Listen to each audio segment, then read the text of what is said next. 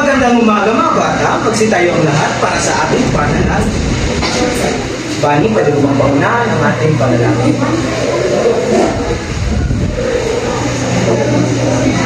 Amen. Amen. Maraming salamat, Audrey. Magandang umaga mga bata. Magandang umaga po, teacher. Kamusta ang bawat isa? Okay lang po, teacher. Mabuti naman kung ganon.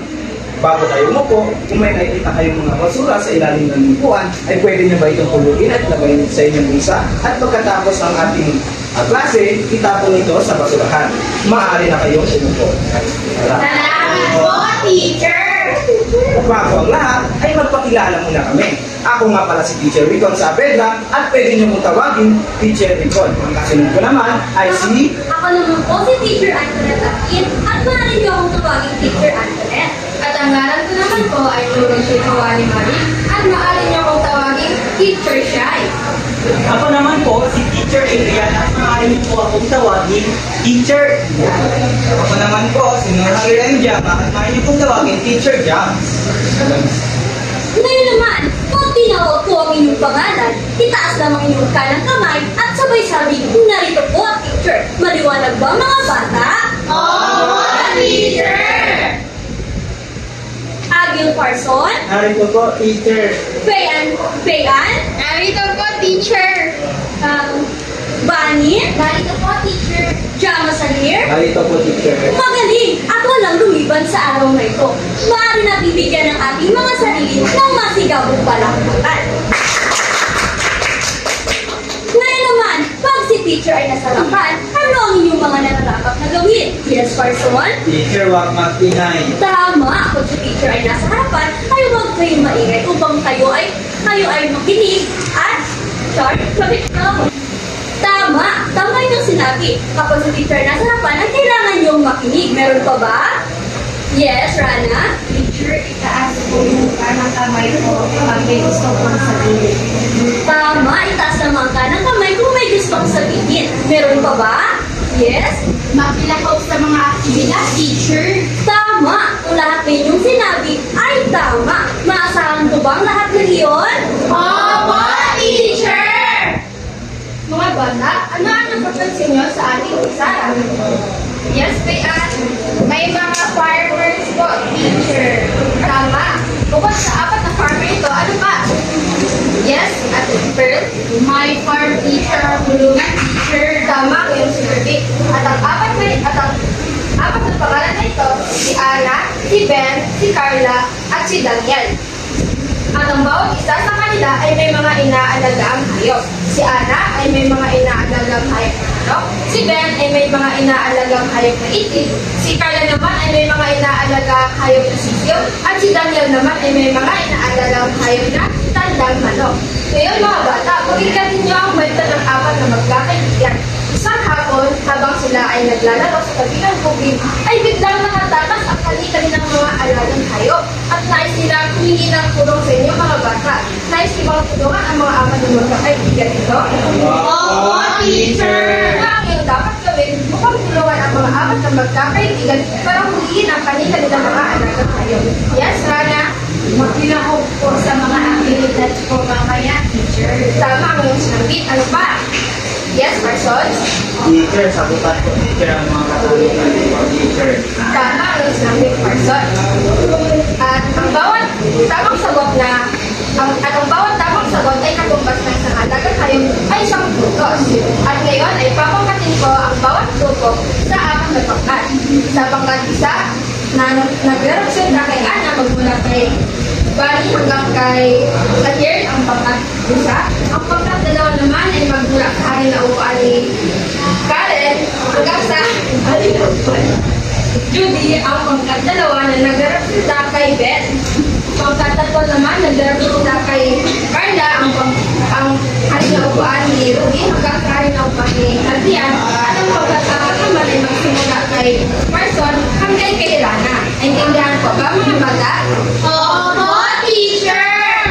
Mga bata, gusto niyo ba kumawit at sumayaw? Opo, teacher! Halina't tumayo ang bawat isa. Ang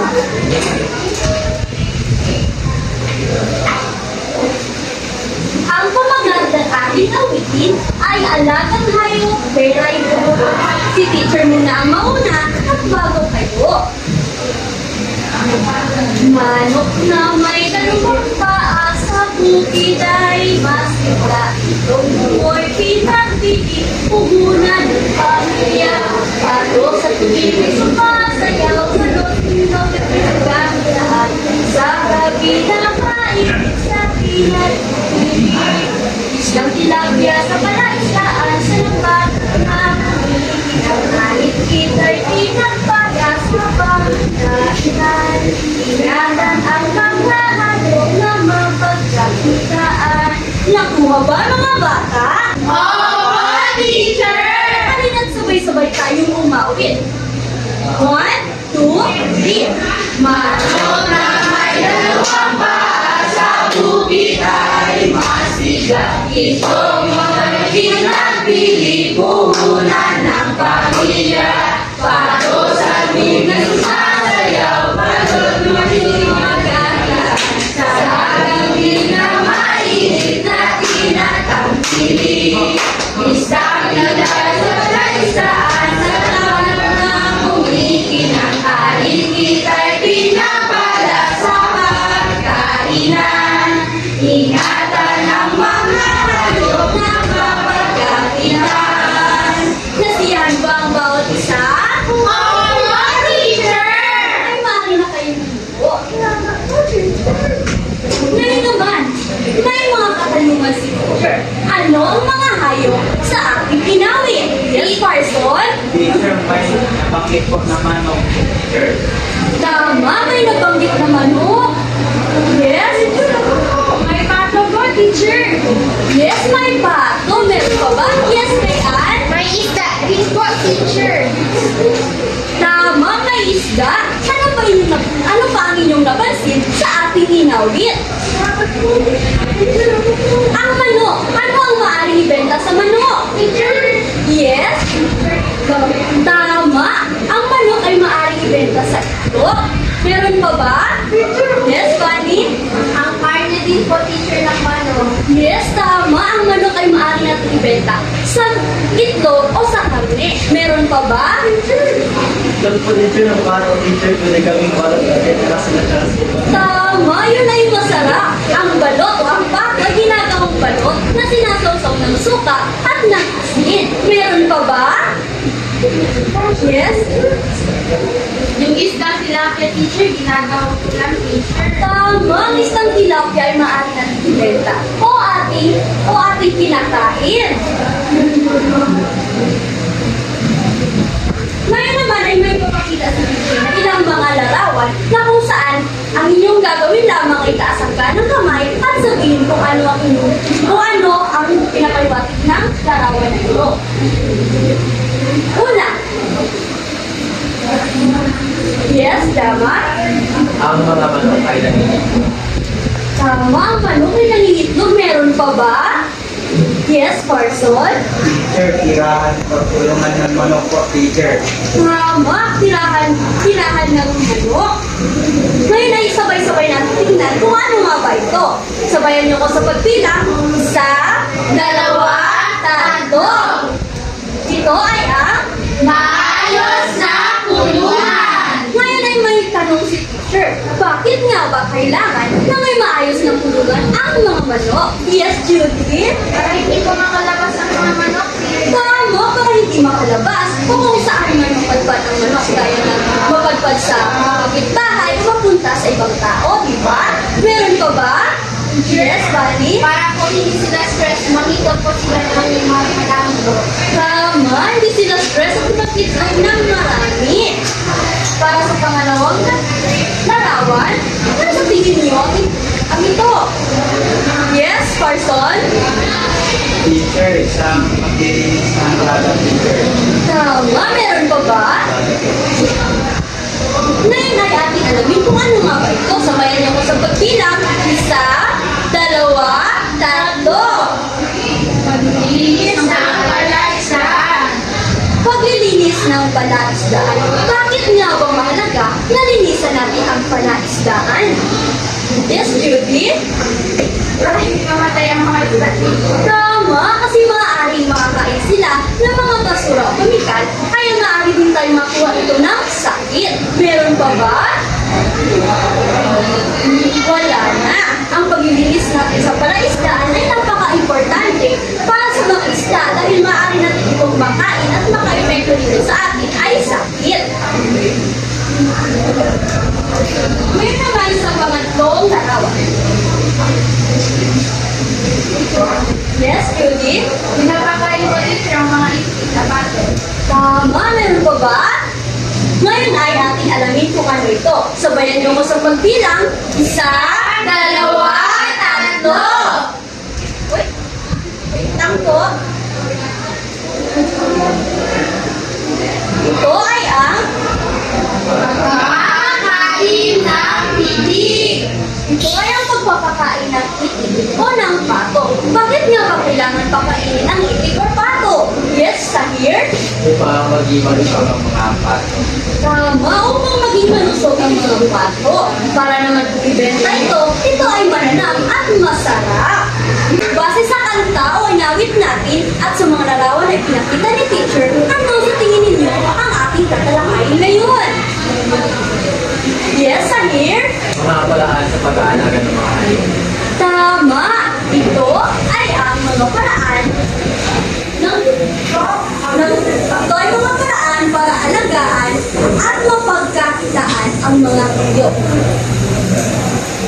Magandang umaga mga bata. Magandang umaga po, teacher. FF. Hooray! Hooray. Ngayon ay may hinihandang si teacher ng isang modelo. Person.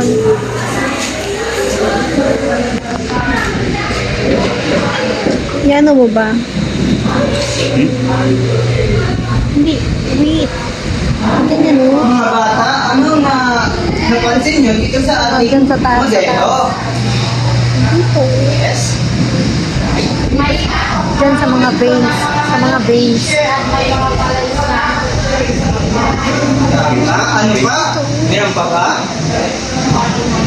Here. May mga hayop po dito. Mga kailangan ng hayop sa park. Tama. So, ang tagalagay ni teacher ngayon ay mga paraan para alagaan at mapagkakakitaan ang mga hayop. Ang unang hayop na tatalakay ni teacher ay ang pag-alaban ng manok. Mga bata, pakibasa nga ng sabay-sabay. Pag-aalaga ng manok. Pagtayo ng maayos na kulungan. Tamang pagpapakain. Pagbibigay ng bakuna. Ay ngayon ay dito sa una ay sinasabi na dapat maayos daw ang kulungan ng mga manok. Ngayon, ano dapat? Bakit ba kailangan maayos ang kulungan ng mga manok? Teacher, upang hindi sila ma-stress, teacher, sila na maayos. Dapat maayos ang kulungan ng mga manok. Yung sa ganun ay maprotektahan sila sa ating mga kaladkad. Halimbawa na naman yun, ay tag-ulan para hindi sila mabasa. Kapag tag-init naman ay para maproteksyon sila sa mainit na araw. At hindi rin sila makapunta kahit saan. Ano naman ay tamang pagpapakain. Bakit kailangan tama yung pagpapakain sa mga manok? Judy? Para maging malusog po, teacher. At para maging maayos ang kanilang kulungan. Tama. Dapat talaga ay maayos ang pagpapakain sa manok. Kung sa ganon, malusog sila at mapag-produce sila ng mga itlog na pwede natin ibenta at makaiwas sila sa mga sakit. Ang huli naman ay pagbibigay ng bakuna. Mga bata, bakit kailangan natin magbigay ng mga bakuna yung mga manok? Parison? Teacher, upang hindi sila teacher magkasakit, teacher. Tama. So, kailangan ay magbigay ng bakuna sa mga manok. Nung sa ganon, maiwasan sila sakit. At kung may sakit naman sila, ay meron din bakuna para matanggal din yung sakit ng manok. Sunod ay mga paraan Pakibasa ng sabay-sabay. Pagbebenta ng itlog. Pagbebenta ng karne ng manok. Pagbebenta ng sisig. Paggawa ng itlog na maalat. Ay ngayon ay pagbebenta ng itlog. So dapat dito ay kapag ng itlog ang isang manok ay pwede natin pagkakakitan, pwede natin ibenta sa palengke at pwede rin natin ibenta sa ating mga kapitbahay. Sunod ay pagbebenta ng karne ng manok. Mga bata, ano naman ang idea nyo dito? Okay. Yan po, teacher, sa pagbebenta ng karne ng manok, pwede po natin siyang gawin ulam. Ano pa? Carson, teacher, ang pagbebenta ng karne ng mga teacher at yung mabibili sa palengke. May dito po teacher at pwede din po sa amin ang ilaw. Mahusay. Lahat ng sinabi nyo ay tamang-tama. So dito, pwede natin sila pagkakitaan sa kapag iluto natin sila, gawin ulam, tapos ibenta din. At pwede rin ibenta ang mga kilaw na karne ng manok sa mga palengke. At pwede rin kapag sabihin natin maraming manok, pag maraming kayo alaman ng manok, pwede nyo din ibenta yung iba. Sunod ay pagbebenta ng sisiw. So dito naman, kapag nalagaan yung mga itlog ng mga manok, syempre ay kakaroon tayo ng sisiw at pwede natin silang ibenta. Muli ay paggawa ng itlog na maalat. So dito, ano yung idea nyo mga bata? May mga idea ba? Teacher, yung itlog po na parang kulay pulang or violet siya, teacher. Mayroon pa ba? Mukhang wala na. So dito sa pagbibenta ng itlog, at pwede din natin lutuin yung itlog at ibenta sa itlog. Pwede rin sa mga tindahan. Sunod naman ay pag-aalaga ng itik. Mga bata, sabay-sabay natin. Sabay-sabay niyong basahin. Pag-aalaga ng itik. Pagtayo ng tamang kulungan. Pagkakakarit. Pagpapabakuna at pangangalaga. Pag-aalaga ng maliit na sisiw. Ngayon, mga bata, ano sa tingin niyo ang pagkaiba ng pagtayo ng tamang kulungan sa itik at sa maayos na kulungan na may mga idea ba kayo? Sa here? Sa kulungan ng manok para may pag-itugan sila ng maayos. At sa itik naman po para hindi sila makalaya o makapunta sa maayos. Yung mga husay, galing naman. Ngayon, sasabihin ni teacher, so dapat maayos din ang kulungan ng mga itik. Kung sa ganon, di ba, malapit sila sa mga itik. So dapat yung bahay na yung parang mabilis natin sila, parang mabilis, linis ng kanilang mga kulungan. Sunod ay pagpapakain. So dito dapat pinapakain din natin ng maayos ang itik. Kung sa ganon ay sila, pati sa kanyang tulog. Dito naman sa pagbabakuna sa parehas, doon sa manok, ay dapat ipabakuna din natin sila para iwas sa sakit at maging masigla sila. At dito naman sa panghuli ay pag-aalaga ng maliit na sisiw. Dito, dahil maliit pa yung mga itik, ay dapat ingatan din sila para iwas sila sa mga disgrasya.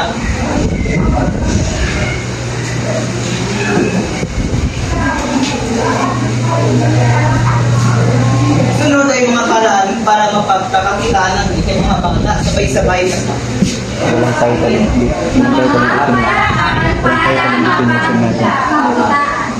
Pagbebenta ng itlog. Paggawa ng itlog. Pagbebenta ng itik. So dito sa pagbebenta ng itlog, kapag ng itlog ng itik ay pwede nyo ibenta sa palengke at pwede rin ibenta sa ating mga kapitbahay o mga kapitbahay. At dito man sa paggawa ng itlog, dito na yung paggawa ng itlog na yung tinatawag nating na balot.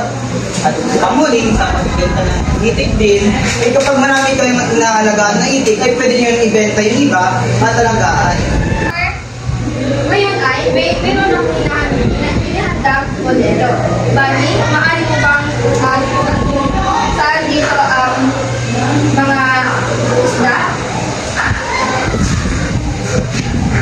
Teacher, dito po sa kabila may makakabang isda, tapos dito naman po parang tilapia po, teacher. Tama, bali. Ngayon ay, dapat naman tayo sa lugar malapit sa dagat. At ito ay ang particular, at ito ay ang pag-aalaga sa mga isda. Mga bata, may mga alam ba kayo ng mga iba't-ibang uri ng isda? Opo, teacher! Yes, Audrey. Bangus po, teacher! Tama, ano pa? Yes, baby. Tilapia po, teacher! Tama. Ano pa? Yes, teacher. Matambaka! Tama. Lapu-lapu po, teacher! Tama ngayong sinabit. Subalit, yun ay tatalakayin natin ang particular sa pag-aalaga ng isda. Ito ay ang tilapia at bangus. Mga bata, nakakain na ba kayo ng tilapia at bangus? Opo, teacher! Masarap ba ito? Opo, teacher! Bukod na ito ay masarap, sinabit din natin sa ating kanta kanina, alit isa'y pinagbala. Ang ibig sabihin po ito, ang tilapia at bangus ay maaari din itong pagkakitaan ng ating mga kababayan. At tatalakayin natin yan mamaya mga bata. Handa na ba kayo? Opo, teacher! Basahin ang unang puntos. Pag-aalaga ng bangusan.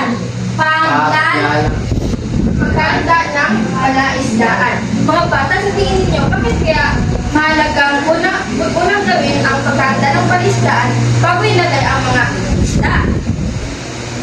Yes? Parang may matilahat. Tama ang sinagot. Meron ba? Yes, Ate Pearl? Para tiyak ni teacher na malinis kung saan ilagay ang mga isda, teacher. Tama ang sinagot. Sapagkat mahalaga ito upang ang mga isda ay ligtas at hindi sila sa kahawaan ng sakit. Pangalawang punto. Paglalagay ng bangus fry. Alam niyo ba ang bangus fry, mga bata? Opo. Opo, Yes, teacher. ano ito? Ito yung mga video bago isa na itlog na Yes, tama ang iyong sinabi. Ang bangus fry, ito yung mga maliliit na isda. O ito yung mga maliliit na bangus. Kapag handa ng ating palaisdaan, saka na natin ilagay ang bangus fry ng dahan-dahan sa tubig para hindi mabigla ang mga isda. Pangatlong puntos. Paglilinis at pagmamaintinan ng palaisdaan. Ano sa tingin niyo kung bakit mahalaga ang paglinis ng palaisdaan? Teacher, para hindi po dumami yung mga lumot po, teacher. Tama yung sinagot. Upang hindi madami ang lumot at para mapanatiling ligtas ang mga isda.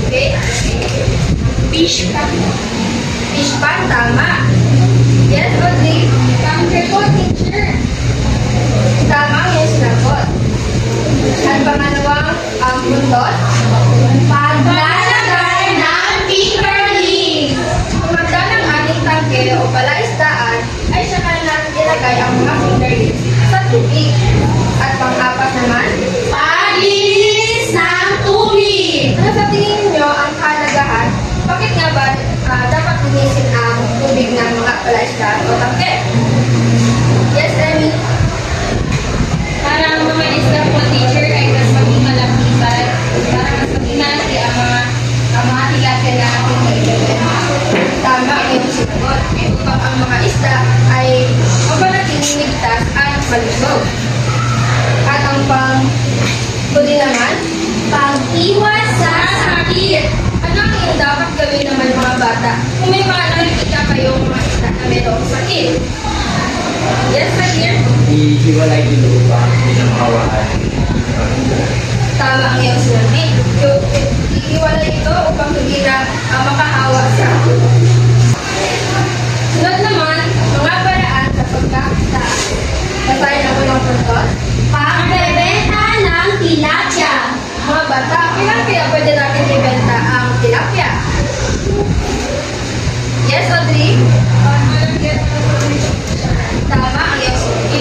Kapag malaki na ang isda ng tilapia, ay maaari na natin itong ibenta sa pamilihan o ibenta ito sa palengke. Pangalawang puntos, Pagproseso ng tilapia. may mga alam ba kayo ng mga iba't ibang paraan sa pagbibenta ng tilapia? Teacher, Yes? gawin ko siya yung tuyo ko, teacher. Yes, maaari din niyong gawin tuyo para ibenta sa mga kababayan natin. At pangkuli naman, Pag-aalaga ng fingerling. maaari din tayong magalaga ng fingerlings upang ibenta sa mga tao kung sila ay gustong mag-alaga ng isda o fingerling. At narito si Teacher Ia para sa ating susunod na Ngayon mga bata, may inihanda mga katanungan siguro base sa tinalakay natin ngayong araw upang malaman ni Guro kung may naintindihan ba kayo sa ating talakayan ngayong araw. Mga bata, tungkol saan ang tinalakay natin ngayong araw? Emi? Tungkol sa pag-alaga ng mga hayop, teacher, at kung paano tayo makakakita nito, teacher. Mahusay! Wow! Ngayon naman mga bata, sa paanong paraan natin mapapangalagaan ang manok? Teacher! Malinis lang muna ko, teacher! Magaling! Teacher! Meron pa ba? Teacher! Ako, teacher! Teacher, maliban po sa tulungan ng manok, kailangan po natin ito pakainin para hindi mag-isog at saka makapagitaw ng maayos. Napakahusay!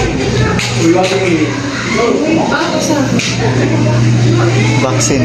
Ngayon naman mga bata, sa paanong paraan natin mapagkakakitaan ang isda? Teacher! Tulad ng isda po, teacher, pwede po ibenta, gawin tuyo, at fresh isda at luto na isda, teacher. Napakahusay! Ngayon mga bata, ay may inihanda siguro na aktibidad. At ito ay pangkatang gawain. Ang gagawin nyo lamang ay isasabihan nyo sa kung paano paraan pangangalagaan ang mga kayo na manok, pato, apo, itik, at isda na bangus at tilapia. At ibibigay lamang ni Guro ng 3 minuto para pag-usapan nyo ito sa kung paano nyo ito isasadula dito sa harapan. Naaalala niyo pa ba ang inyong mga grupo? teacher! Ngayon ay maaari po kayong bumuo ng bilog para pag-usapan sa kung paano nyo ito isasadula dito sa harapan.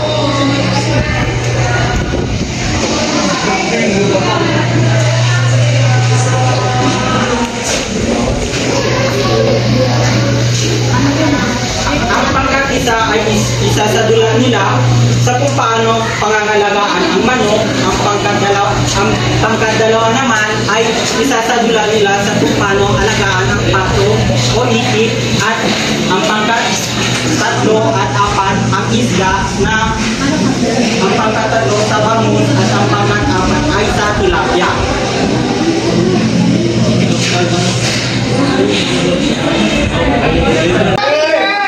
Ngayon, ang pangkat-isa ay maaari na po kayong magsadula dito sa harapan. Meron lamang kayo 5 minuto para gawin ang pagsasadula na ito. Pangkat-isa.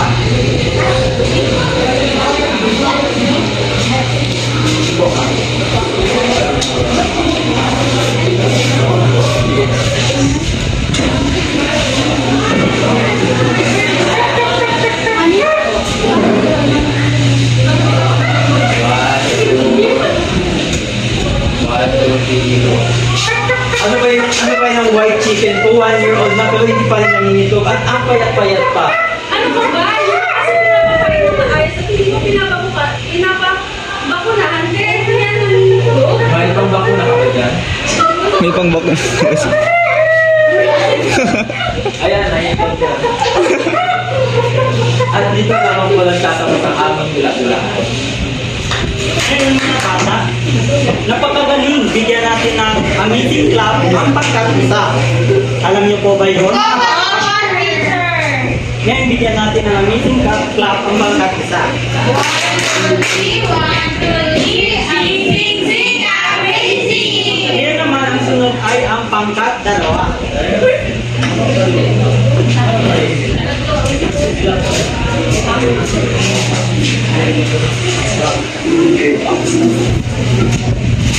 Inay, linisin mo muna ang lugar ng mga pato.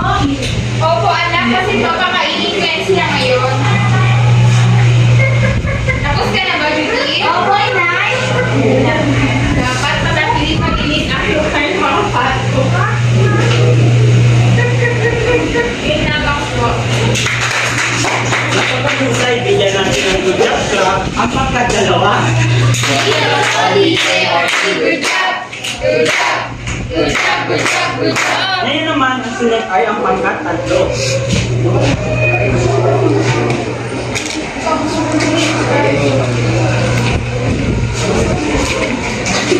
Nakalimutan ko magaling yung mga lalaki dyan.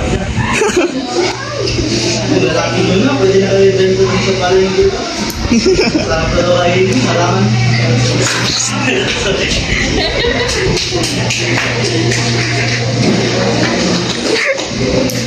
Ngayon naman ang sunod ay ang pangkat, ang panghuling pangkat, ang pangkat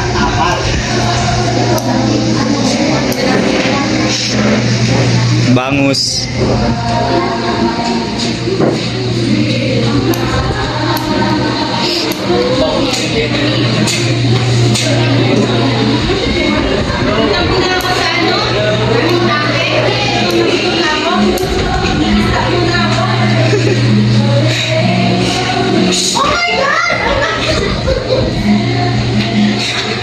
Wala, yun pa mo. Iuwi ko na ito at iuwi.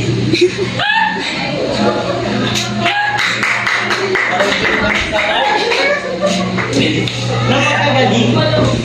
Bigyan natin ng tatlong bagsak ang pangkat-4. Ngayon naman ay aalamin natin ang mga nakuha ninyong puntos sa pagsasadla. Sa nakuha niyong puntos para sa pagkatisa ay 23/25. Palakpakan naman natin sila. Para sa pagkatalawa naman ay nakakuha sila ng 21/25. Para sa pagkatatlo naman ay 28/25. Para sa pagkatapat naman ay meron silang 22/25.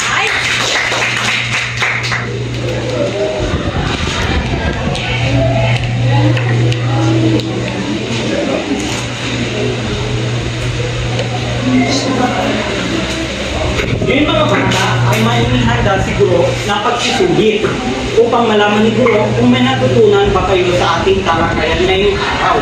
Ihanda lamang ang inyong papel at sabay-sabay natin basahin ang panuto. Panuto! Lagyan tama! Sabay-sabay po mga bata. Panuto!